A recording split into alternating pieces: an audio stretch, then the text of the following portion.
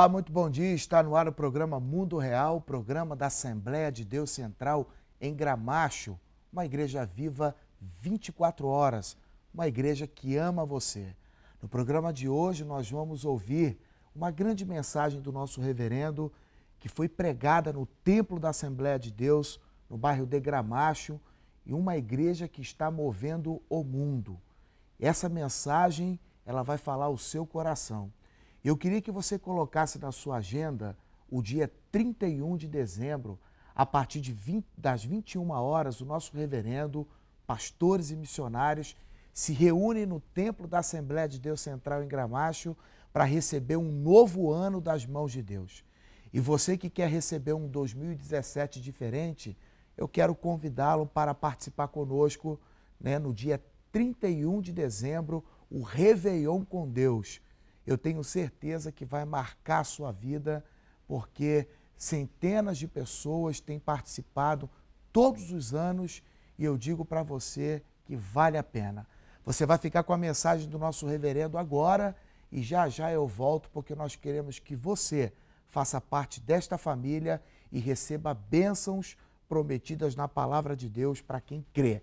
Confere. A grande ação de Deus hoje é que o cristão, o crente, tenha consciência de quem ele é, a igreja tenha consciência de quem ela é, e ao ver pessoas necessitadas, como as pastoras fizeram hoje, e foram lá na porta do hospital, não é isso? Foram lá na porta do hospital e testemunharam. O que foi que vocês falaram para essas moças que estão aí? Hein? Bom, deixa eu descer.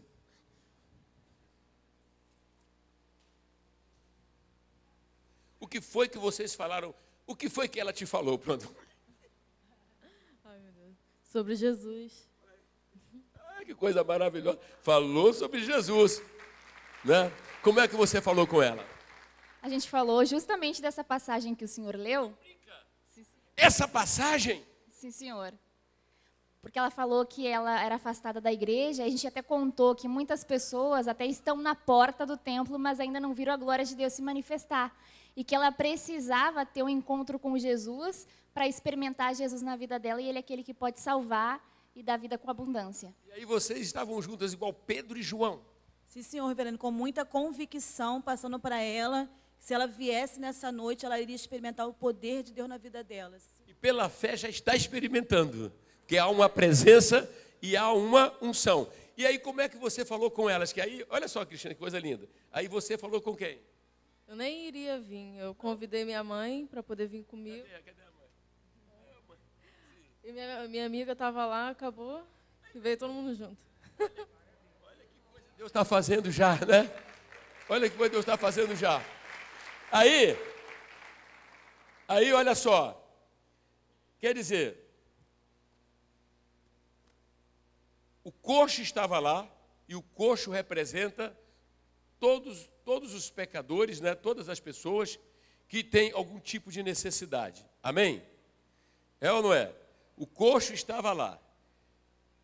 Habituado, então, a pedir esmola. Você percebe que ele tem uma expectativa de resolver um problema, de comer alguma coisa apenas. Não é? De resolver uma coisa que é corriqueira. Quem está na porta de uma igreja ou de qualquer lugar para pedir uma esmola. Mas naquele dia, Deus já tinha planejado dar algo muito além daquilo que ele estava precisando. Então eu queria que você olhasse para quem está ao outro lado e falasse assim: qualquer que seja a tua necessidade, emocional, espiritual, física ou mental, qualquer que seja a tua necessidade, Deus te trouxe aqui para te dar além do que você pensou. Aleluia! É sempre muito além. Glória a Deus! É sempre muito acima em todas as áreas da sua vida. Glória a Deus! Mas vamos observar na leitura que foi feita, correto? Que esses homens que entram chama a atenção que fala que era quem? Pedro e... Igreja, olha só isso bem aqui, tá? Era Pedro e... Mais uma vez, Pedro e... Mais uma vez, Pedro e João. Agora, por que a gente chama a atenção que era Pedro e João?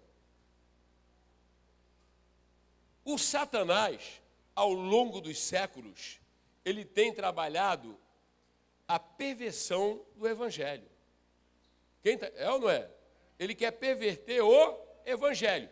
E como é que ele perverte o Evangelho? Ele tem seus instrumentos, o diabo. Ele usa homens, ele usa pessoas, correto? Desde o primeiro século, desde a época dos apóstolos, e ao longo dos séculos, sempre houve isto, sim ou não? Sim ou não? E aí, quando a gente chega, a gente encontra aqueles que estão pregando a verdade, mas aqueles que estão pregando a mentira. Quando a gente chega, a gente encontra uma série de religiões, sim ou não? Sim ou não? Então, a gente encontrou gente que ensina a reencarnação. Não, que é isso? Não é? Você tem que ter várias vidas, não é? E tem lá uma doutrina que foi, não é? Que veio para eles, e, na verdade, falam também no nome de Jesus, falam também no nome de Deus. Não é? Aí depois você tem a Igreja Católica Apostólica Romana, que também inventa vários mediadores, inventa a questão de cultuar, de orar aos mortos, não é? Quer dizer, em dado momento da história, eles foram pervertendo o Evangelho. E aí me chama a atenção quando eu vejo esses nomes Pedro e João, porque justamente foram homens que tiveram com Jesus. Olha nos olhos de quem está ao teu lado, fala assim, minha amada, olha, prega comigo, vamos pregar comigo, rapidamente. Fala, minha amiga, fala, meu amigo, as pessoas que mais têm autoridade e que você precisa prestar atenção, são aqueles que conheceram Jesus. Pedro e João foram chamados para serem apóstolos. Quem está me entendendo? Então, qualquer coisa que venha fora dessa relação de Jesus, correto? E não bate com as verdades que eles pregaram, é falso. Olhe mais uma vez nos olhos, fala assim, minha amiga, Pedro e João tiveram com Jesus. Eles ouviram diretamente Jesus. Olha para cá. Amém, amém? Então nós temos que tomar muito cuidado hoje quando vê o sujeito que aparece na televisão e dizendo eu sou apóstolo, e faz isso, e faz aquilo. O que é que eu tenho que fazer? O que é que você tem que fazer? Pegar a Bíblia e ver se Pedro, João, Paulo, Tiago, se aquela turma fazia assim. Os irmãos estão entendendo ou não? Estão entendendo ou não? E olha, outra coisa, irmão, nós não podemos ser frouxos, não podemos de ter receio e de dizer, estes homens estão falando coisa da cabeça deles, eles estão sendo inspirados pelo diabo, porque a Bíblia nunca ensinou reencarnação. A Bíblia fala de quê? De ressurreição. Ressurreição, assim como aconteceu com Jesus Cristo. Quem está entendendo, diga glória a Deus. Glória a Deus. Glória a Deus. Glória a Deus. Pedro fala da salvação pelo sangue de Jesus. João também fala sobre o sangue de Jesus. Talvez, minha amiga, meu amigo, você entrou hoje aqui e já cometeu tanto pecado. Tem coisa que você tem medo, tem coisa que te assombra hoje, tem coisa, mas eu quero te dizer que Deus, através de Pedro, através de João, é mais barato isso, né? Tanto 1 Pedro como 1 João, diz que o sangue que Jesus Cristo derramou te limpa. E o sangue de Jesus limpa por dentro, limpa por fora, limpa totalmente. E o diabo respeita o sangue de Jesus. Glória a Deus. Glória a Deus. Homens de uma religião dizem, você precisa ter um padroeiro, você precisa ter uma outra pessoa, um protetor, né? É gente que diz isso na macumba, eu estou sendo rápido, tá? É gente que diz isso na Igreja Católica Apostólica Romana. Eles apresentam muitos mediadores. Amigo e amiga, mas você tem que perguntar assim, que autoridade eles têm? Fala assim, que autoridade eles têm? Vamos repetir, Igreja Viva. Que autoridade eles têm? Então, eles não têm autoridade nenhuma porque não lhes foi dado. Quem está entendendo? Agora, Pedro não. Pedro, Jesus chamou. Pedro, Jesus ensinou pessoalmente. Pedro, o Espírito Santo revelou. E João também. Aí lá em Atos capítulo 4, no versículo 12, ele diz o quê? Porque debaixo da terra nenhum outro nome foi dado para que os homens sejam salvos, a não ser o nome de... Que coisa linda. Peraí, não aplaude agora não. Eu estou achando uma coisa linda, essa moça conferindo na Bíblia. Atos 4,12. Caramba, que inteligência. Parecendo que faz parte da escola dos bereanos. Lembra que quando Paulo pregando, os de Bereia eram mais sensatos. Hoje veio salvo. Moça, você está examinando? Que coisa maravilhosa. É isso mesmo que tem que fazer. Glória a Deus. Aí quem é o Papa para inventar moda? Quem é o concílio de Papa? Quem é a congregação para a santa doutrina do Vaticano? Que vem e coloca coisas que Pedro não colocou. Amém? Então, pastores, nós precisamos nos levantar, pastor Celso. Precisamos ir para as praças. Precisamos ir para a televisão. Eu hoje até comentei com os pastores, pastor Enoque, pastor Eduardo e os demais. Eu falei, não foi? Estamos orando um tempão para pegar esse negócio aí que está mostrando o cara aparece assim, ele aparece assim na televisão. Né?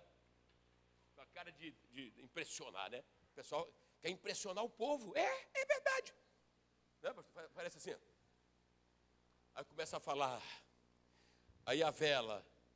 Aí a gente tem que fazer um programa na televisão também, botar ele, a cara dele, botar a vela e dizer, isso aqui é mentira, seu mentiroso. Isso aqui é mentira.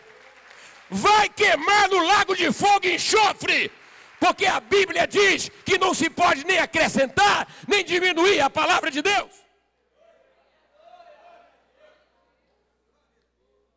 Monteirão. Olha que quadro lindo, ela abrindo a Biblinha ali atrás, assim.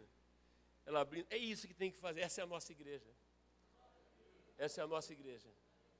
Qualquer passo, se você for na nossa igreja na Holanda, é assim. Se você for no sul do Brasil, de onde veio a pastora Radassa, é assim. Se você for para o norte, é assim. Se for para Juiz de Fora, é assim. Se for para Lima Duarte, é assim. Se for para... É da Igreja Viva, é Bíblia. Fala assim, é da Igreja Viva, é? Bíblia. É da Igreja Viva, é? Bíblia. Então, Pedro e João. Glória a Deus. Amém, amém, gente? Amém, amém? Agora, que cena. Pedro e João entram. O homem estende a mão pedindo uma esmola. Meu Deus do céu. Os seres humanos, às vezes, se contentam com pouca coisa, né? As diversões, as baladas, né? E outras tantas coisas, ou mesmo uma carreira bem-sucedida, mas que não resolve o problema da alma. Aponta o seu dedinho assim, fala assim, a tua maior necessidade é que a tua alma seja preenchida pela pessoa de Jesus e que você seja adotada na família de Deus. E Pedro diz, o que tenho é que te dou. Mas antes ele diz, olha para nós. Irmão, dá uma olhadinha para quem está ao teu lado. Fala assim, igreja. Fala, igreja. Igreja viva. Igreja viva. Na tua empresa. Na universidade. Em todo lugar. Você precisa ter coragem de pedir às pessoas que olhem para você. Mas por que olhar para mim? Meu Deus do céu. Em primeiro lugar, por causa da grande obra que Deus fez em você. A grande obra, presta bem atenção, você agora nasceu de novo, gente. É que as pessoas têm que entender, você nasceu de novo. As pessoas têm que olhar que diante dos desafios, diante dos problemas, enquanto as pessoas estão coçando a cabeça, alguns ficando careca, enquanto as pessoas estão, sabe, está ficando, Sérgio, não, né? Enquanto as pessoas estão coçando a cabeça, né? Estão alarmadas diante das más notícias, né? Aí elas têm que olhar que lá no meio deles tem alguém que não se atemoriza diante de más notícias. E elas têm que olhar e ver que você tem alguma coisa diferente, que você tem a salvação, que você tem o Espírito Santo que te dá o quê? Estabilidade emocional. E por que você é assim? Por que você está assim? Porque você se rendeu a Cristo, e quando você se rende a Cristo, teu nome é escrito no livro da vida, e se teu nome é escrito no livro da vida, nada que aconteça agora está fora do controle de Deus. Então, situações onde as pessoas ficam com medo, você tem coragem. Situação onde as pessoas estão tristes, você tem alegria. Situação onde as pessoas são negativas, estão reclamando, aí você diz, olha para mim e veja a minha atitude de fé, porque o gigante que se levantar, eu derrubo em nome do Senhor Jesus.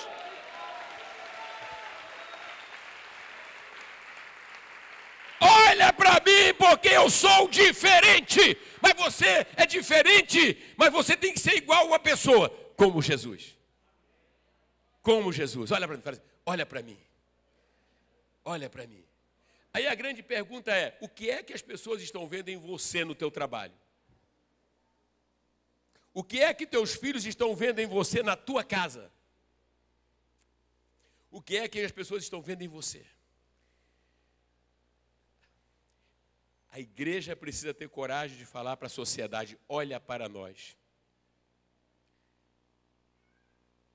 Agora, não olhe para nós somente por aquilo que somos. Somos uma nova criatura. Amém?